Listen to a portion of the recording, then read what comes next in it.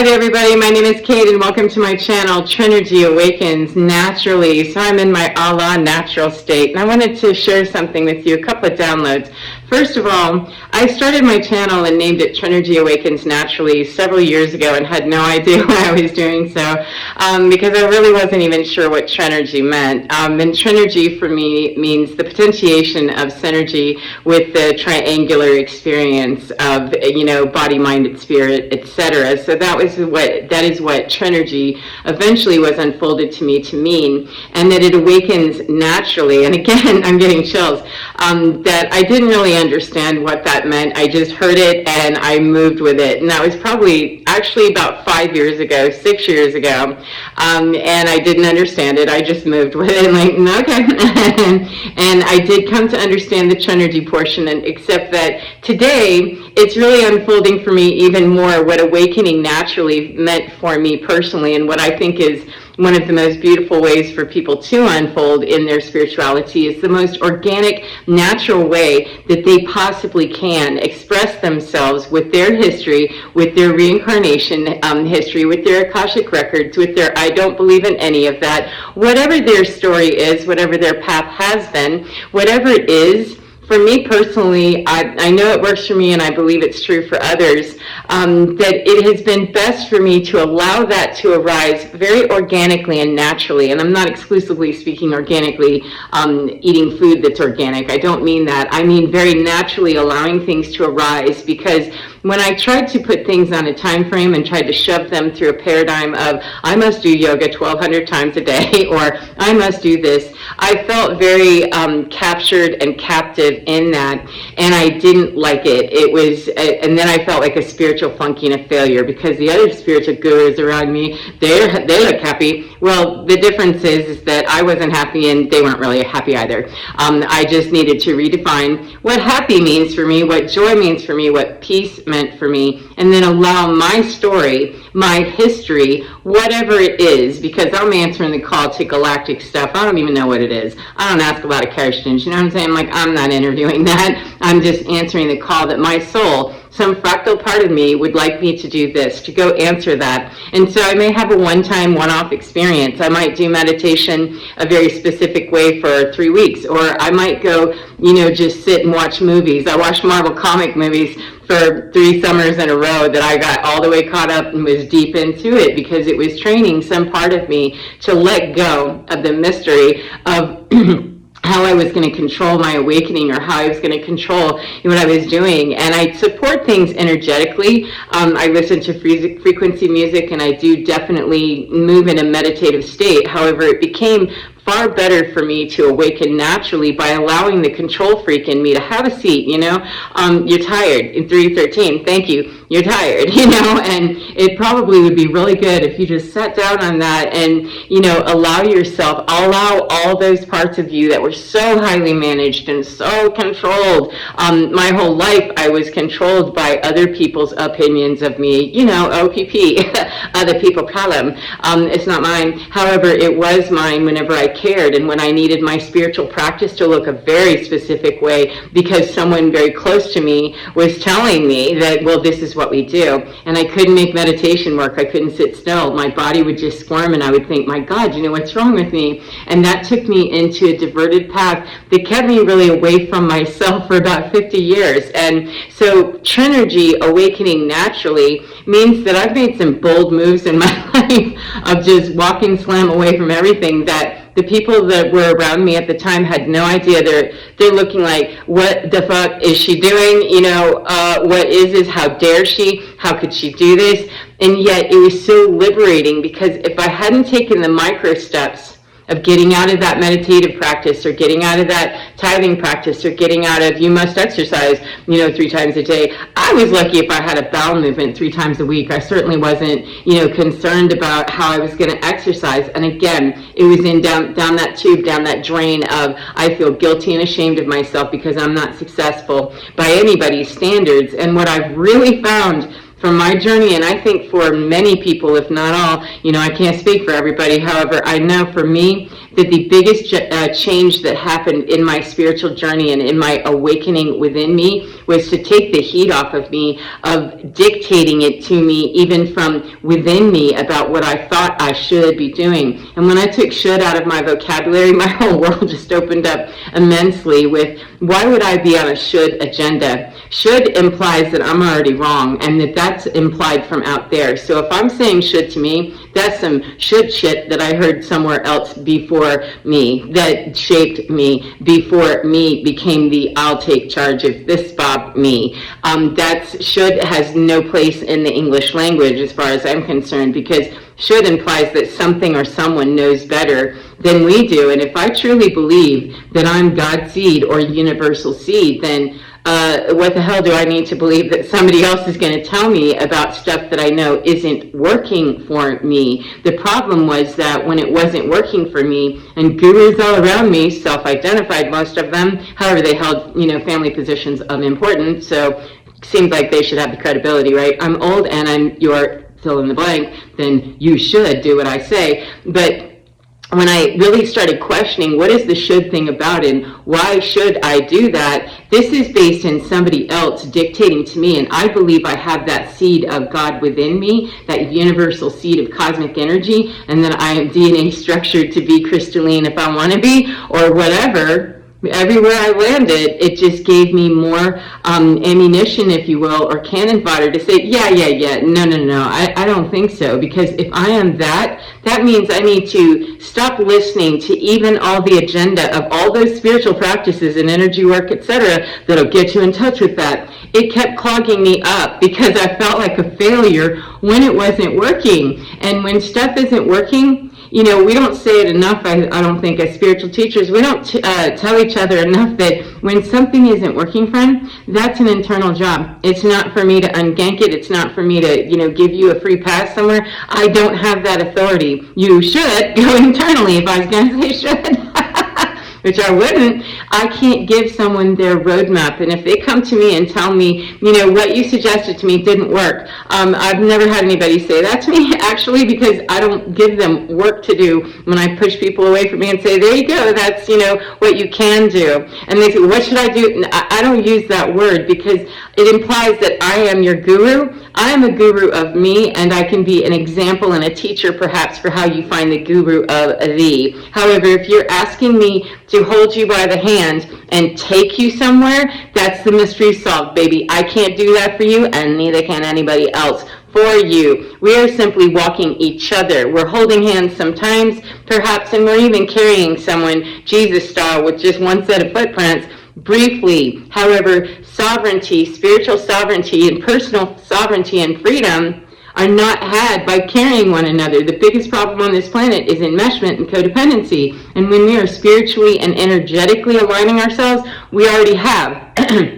Which is why we have codependency to begin with. So when we're trying to take that into spiritual practice and tell someone, you should meditate 2 times a day, you should be in a yogi position for 12 hours a day, etc., it simply is not the fastest, most expedient route that a person can get to their healing, in my opinion. And a download that came to me is that what is love? Love liberates, love does not bind, and it doesn't separate. So why is that valuable to know then in terms of this process was that if love liberates and we want to bring soothing to those parts that have been separated in our minds, the fastest, most expedient route to get there is the one that Spirit will take us on. And that's the ones that my guides tell me, you're going to have to swing wide and throw it out there. Sometimes you're going to have to, grow some big cojones to make this happen, and you're going to have to make some bold moves. However, if you've got the stones to no longer stand or rest on anybody else's bones, then get on out there. It will make more sense to you, but you have to hang it out there. And in the past, I was told, hang out there, and put myself out there, run off the cliff and your wings will, get you there, or the branch, breaks, or whatever that saying is, that, see, I didn't bother to remember it. the wings will sprout. And when you splatted to the ground because gravity was not working in your favor, you didn't understand the aerodynamics of that process at all, then that makes you a disbeliever and puts in an installed blockage and just an unnecessary roadblock. So my journey, so to speak, has been slow and painstaking by, many people's standards, I'm sure, and even my own occasionally, when I shouldn't be doubting, but perhaps I did. It can be painful to watch and was, and people were kind of looking at me like, what is she doing? However, it built a more solid foundation so that when I'm making bolder moves now, especially during high energy times and pushes, it means that I already know this is working out for me, and it grows the courage even more in me so that those bold moves actually turn into fun. And I can say, I wonder how this one seems very dicey, and I wonder how this is going to go, rather than listening to somebody tell me that, the branch, go ahead and get out there, and if the branch breaks, then, you'll grow your wings. That does not always work. I'm living proof of it. So for all my friends that say that or said that to me, they would say, well, you didn't do something right, which that's a convenient answer when you've made your, $300 or $400 or $500 from the seminar that I just went to with you. That's a very convenient thing to say. However, the spiritual integrity of that still wasn't being held true for me because I walked away in guilt and shame. And Spirit is here to remind me that love liberates, it sets us free. And the faster we can get you out of that guilt loop and that shame loop, we're soothing the part of you that wants to try to answer the call of what that person's just told you that you should investigate inside about what's wrong. And what I'd rather do, Spirit says, is tell you what is correct, which is you don't need that. You're not ready to go launching off the side of a cliff without taking a class in gravity and aerodynamics, because you can use gravity either way. You can use it without understanding it and go splat, owie, or you can use the laws of aerodynamics as pertains to gravity and learn how to fly when you take off from that. And it doesn't mean that I'm not making bold moves. I'm not saying that. We have to stretch ourselves to get the greatest reward. You have to reach the furthest for the fruit that's on the edge. Okay, fine. However, to just tell people that you get there by meditating and doing this visualization, do this process, listen to frequency music, have all these tools and techniques, that's fine. However, the most natural progression that I've found for myself and the people that I work with, it's painstakingly slow, and I often don't understand it in me, much less anybody else. However, I do know that those foundational blocks being built beneath me, slowly, painstakingly, and hugely hella fast sometimes, depending on what it is and what I'm working through based on my own personal story, galactically as well as with humanity, then it works better for me, and it builds a foundation where the next time I'm going to be asked to stretch and be bold, then I don't have to worry about how that's going to work for me, because I already have enough foundational support that I'm not going from 0 to 60 and hoping and praying that I know how to handle when I get to 60 if I've been stuck in neutral and somebody puts it in drive right fast, because we can make those bursts happen. However, I haven't found that those times whenever I got up to 60 real quick that I handled the car very well and crashed it. And then that's yet another evidence of, see, you did it incorrectly. There's something in you that's wrong. And that is the enmeshment and the codependency of teachers, people, humans walking around believing that we know 1313, something more than someone else. I can observe something about another person from another observation point, perhaps, and I may be able to create the setting for healing to come in. However, it will not come in, nor will it be useful to another person if they're not ready to hear it, don't want to hear it, or they don't accept, what that observation is, which they're not required to. That's my end of it. It has no should on it. That, well, if you're asking me for my observation, not my opinion, because my opinion can't have anything to do with it. This is an observation of gravity. We're taking a class in aerodynamics. Ain't no opinion about that. There's no opinion about gravity. It works the same in Paris. It works the same in Colorado Springs. It works the same right where you are standing there. So, or falling down, or flying. It works the same. So on Earth. So it's not my opinion. It is the truth. Not my truth as I see it. It is the truth as it pertains to me, where I am. Am I picking myself up off the ground going, uh-oh, I need to take another class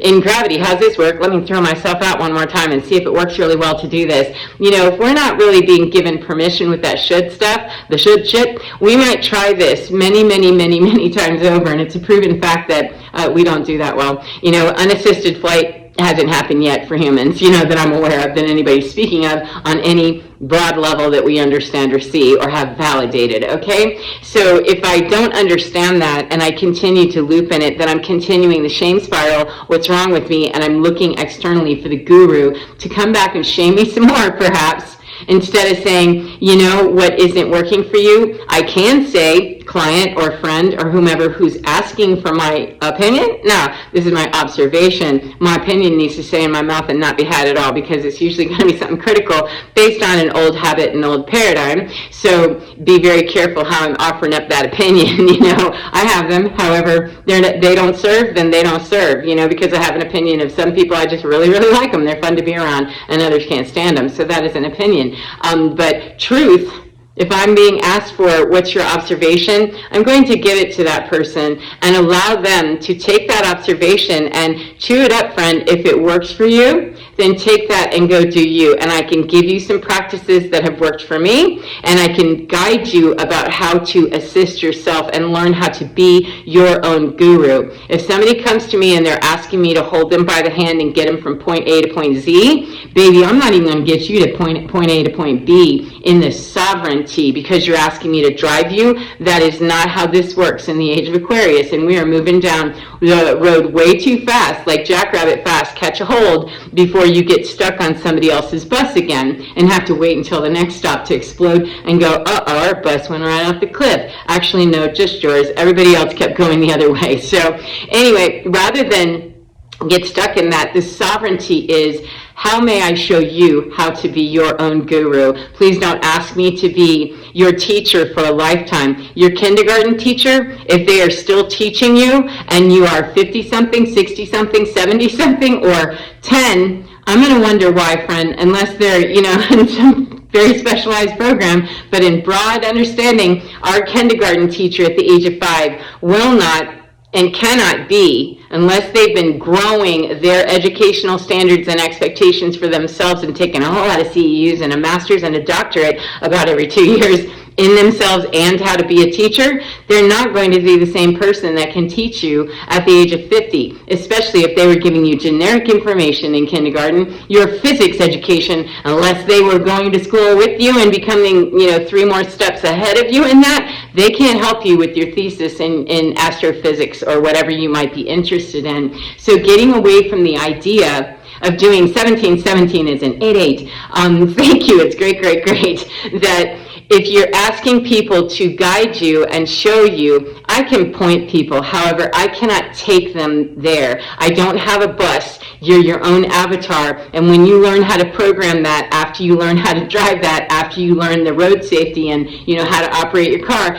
those are all steps that have to be made. They don't have to be made in any particular order. Sometimes I'm working on my physical body, my avatar, and my spiritual stuff is going to sit down because I'm paying attention to the restructuring of, you know, injury, etc. in me. Sometimes my diet is not going to be the greatest because I need my mind to be somewhere else. So this is going to be fast and easy. It's not going to be, you know, just something totally crazy anymore. However, it's going to have to be less conscious of paying attention to food, because the practicality, Kate, is we're looking to liberate and get you out of pain and soothe you. Then it'll have to look however it looks, less spiritually to the outside world. However, the fastest way we can liberate your soul from pain and shame is to get you to the love point of, hey, we liberate, then let's get you in there and get you there in the most expedient way, the most efficient way. And that may be to make it look, it doesn't look like spirituality out here. That's okay, because sovereignty in the New Age is about sovereignty on every level. And it cannot be, as my human, there's no way that I was going to be able, over the last 10 years of my life, there was no way I was going to be able to deal with physical illness,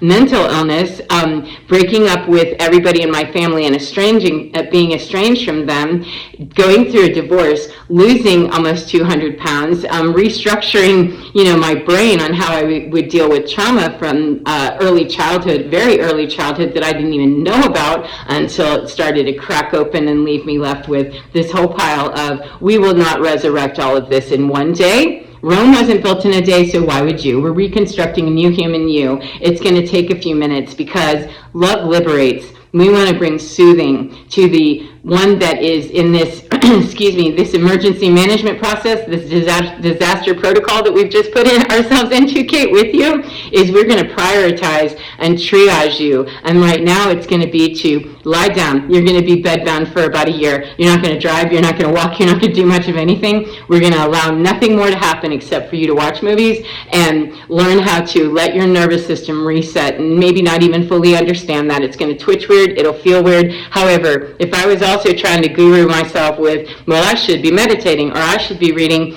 great books of self-help, I was put on a hard stop with that mess because I was trying to find the external way. And once it got through me that it's about coming in here, you have a whole team, and we're right here. It's about moving away from the shoulds of what anybody out here ever told you that you should be doing. You really need to be listening to internal me. That me has everybody else connected to it. So if I want to be able to speak to anybody outside of my own internal phone tree, I need to understand what my phone tree is and start answering those calls, because there's a whole 911 call center in there with calls pending and calls waiting. And it went in a triage order the way that it always has. However, having a more conscious understanding of that triage order had me lying down for a year and a half, something like that, couldn't walk, etc. And then it was about, we're going to change nutrition, and now we're going to change location, and now we're going to work on endurance of the body and physical health, and now we're going to do this upgrade in your spiritual understanding, and now we're going to do this with teaching some healing technique in the mountains,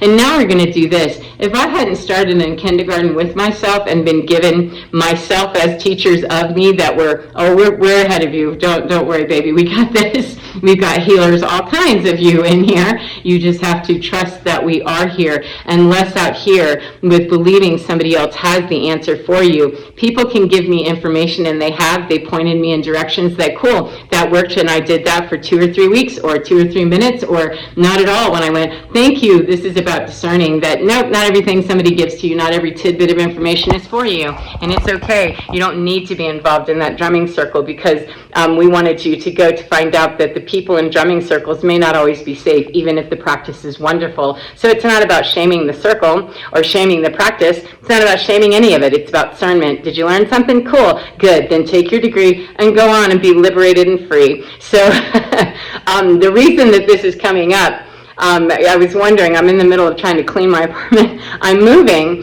and as a matter of fact, I'm mid-move. I'm clearing out here and getting ready to take my altar down for the last time and say thank you very much for everything that I've learned here in this place. For 4 years I've lived here, and it seemed so menial and just so shaming kind of when I got here, because I'm a grown lady and I'm living in an apartment like a first-year college student, However, this is the real life of somebody who divorced and was left with nothing except the rubble that, we're not building out of the old rubble. No, we're not taking all the, goodwill mentality and the leftover broken pieces and trying to make something really great out of that. We're going to weed through all of that, properly move all of that karmic energy, and we're not rebuilding with any part of that into the new you, Katie. That's just not happening. And so working today to clean my apartment and understand that in this high-powered time right now, we just had the equinox, the 3-eye Atlas. It looks like a 1 to me, and I think in pictures, so I frequently say that wrong, apparently. The 3-eye Atlas is zooming in, and we've got another comet. We have all kinds of powerful energy surges. This is a great time for me personally to make the boldest moves ever, because this is a bold move for me. 2323 is a 5-5. because I've gotten financially stable and I was able to buy the car I wanted finally and a camper, and I have a nice little life. Cool. Right about the time you get comfortable with your nice, comfortable little life, it's time to expand that, because living like a first-year college student, well, 4 years later it's time to graduate. So I am, and I'm moving into a bigger place. That when I made the decision that it's time for me to do that, okay, I feel a little nervous about that. Well, cool. You were nervous on the first day of kindergarten too, and you were nervous on the first day of college, and you were nervous on the first day of paramedic school, and you were nervous on the first day of journeying to Colorado Springs with your brand new life after being booted out violently, cruelly, terribly, dramatically out of your old life. Then you were a little nervous about that too. However, by that time you were excited, weren't you? And the answer to that is yes, I was. And so being less afraid, what more could happen, when you've been taken down to the ground? What more could happen when you finally understand, oh, I'm not setting myself up to go throw myself off the edge of a building or out the window of a building that's 30 stories high, and I don't know how to fly anymore and wonder why, and somebody's asking me to go right up the elevator again for spectator sport, or they're selling me a ticket to do it, friend.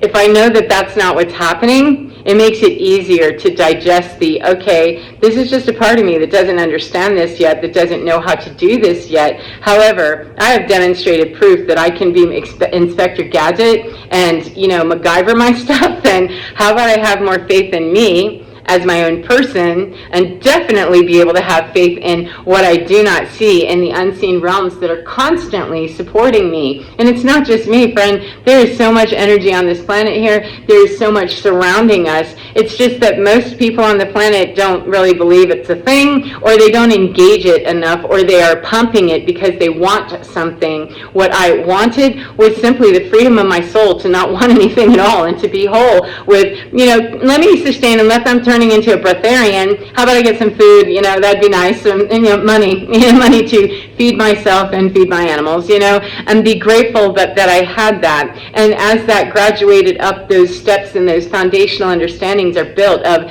this is what true freedom and sovereignty is that you've broken away from anything you ever knew of people that you ever knew. You don't even talk to them, and we've deconstructed, all of those horrible paradigms and all of those old understandings, the enmeshment, the codependency, the toxicity, all of it. We've broken it down. Then you have to know that you are your own Inspector Gadget. You are your own MacGyver when you are that. And until I could know that, I was going to be throwing myself out of buildings going like this and looking like a whole asshole, being made fun of, and the brunt of, scapegoat land in my former family and in my former life. Then how was I ever going to really pick myself up out of the shame that I've just created a whole new pile and more residue and taken on more physically bad habits and, being very chronically ill with diseases that I no longer have. So take this information for whatever it is to you, and I hope that there's something in it that can serve you, because there's nothing here that should serve you.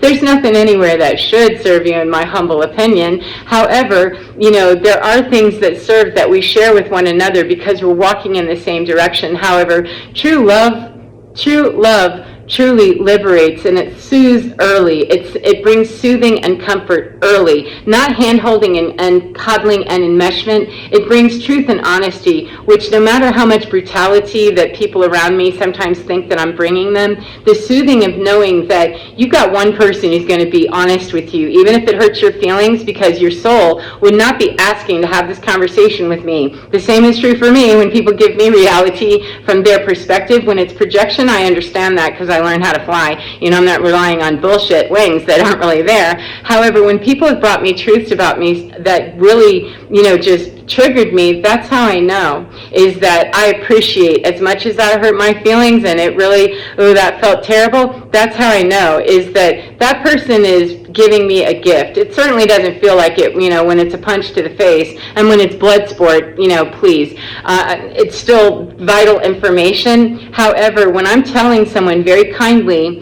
and very quietly when I can, and whatever level they'll take it with me, I do start with the least offensive, most intensive, that I can get with people. But if they're calling themselves to me, or we're in that conversation, then they really find comfort in knowing that, Kate is honest. She told me what I know really deeply in here is true. Because I have had conversations with people that, I told somebody that's no longer my friend, it was a coworker, and we kind of called that friendship. And I knew internally that I'm not really your friend. We have something to work out here. However, I'm not really your friend. And in that coworker situation, this person sucked at her job, and she was taking on a lot of responsibility in her mind that she wasn't really taking on in the job. And it was a critically important job to do well and not come with ego and not lead with ego. And I ultimately left the entire organization and said, you know what, if I'd been your boss, if you'd been, my subordinate, I'm not, however, if you had been my subordinate, I would have fired you. You would have never been hired for the job to begin with because you weren't qualified to start with based on the attitude that you rolled in with, that this is a leadership position, that you're not a very good leader. And I said that very kindly without being personal from, you suck. It wasn't that. I simply said, here's my observation as a leader and a follower. I've been subordinate in many jobs, and I've had to take on leadership roles where I understand that everybody here has a position, friend, and when you do not know how to play all positions on the field, you suck at your job, in this position. And I prettied it up the first time we talked about it, but she got belligerent and hateful with me. And I said, no, I don't take personal attack. I said, you can move on with that. However, that's the most valuable information of anything in this organization that you're going to hear, is that your leadership skills are being bungled up and boggled because you have trauma and you hate women and you don't like the fact that you feel like you're being put upon and you're victimized, etc. However, you have a leadership role and one of great responsibility, so act like it, because you've been put in this position. And I don't want to hear about how, I shouldn't be asked to do that. That is the job. And if you don't like the hourly wage, or you don't like, what that it brings up in you, that you're going to be called on an emergency basis to go take care of stuff, that was the job when you walked into it. And hoping and praying and doing a Dusty Springfield action on it is not really going to help at all, and it just pisses off the people that you want to try to rage your story and your glory on. And I'm not about that. And I was kind enough, however, at Cutter, I heard, and she lashed out at me, and I said, well then, that's the end. If you can't handle a friend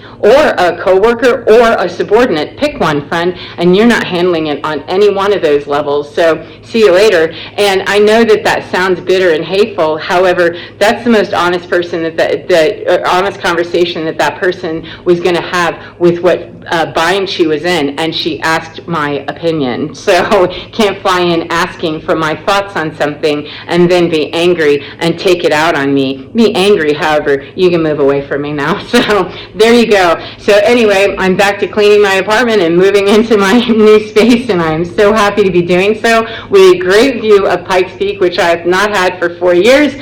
4 years.